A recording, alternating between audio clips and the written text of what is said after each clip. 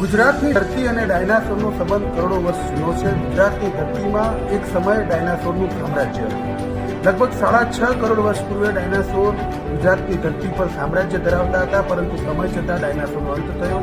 ડાયનાસોરની જે ઉત્પત્તિ છે અને તેના હાલ સુધીની વિગતો લોકો જાણી શકે તે માટે પાટણ ખાતે ડાયનાસોર પાર્ક તૈયાર કરવામાં આવે છે. હું આપનું જે ડાયનાસોર પાર્ક છે આ ડાયનાસોર પાર્કમાં વિવિધ પ્રજાતિના જે ડાયનાસોર છે, અહીં ડાયનાસોરના ઈંડા, ડાયનાસોરનું જે આખો ઉત્ક્રાંતિવાદ છે, ડાયનાસોરનો જે પીરિયડ છે, આ પીરિયડને વિસ્તૃતિપૂર્વક સમજાવવામાં આવ્યા છે કે ડાયનાસોર ધરતી પર કેવી રીતે વસવાટ કરતા હતા, તેમાં કયા કયા પ્રકાર હતા, જેમાં કયા પ્રકારના જે ડાયનાસોર હતા, જેમાં ટીરેક્સ જે પ્રકારનું ડાયનાસોર હતું તેને દર્શાવવામાં આવ્યું છે.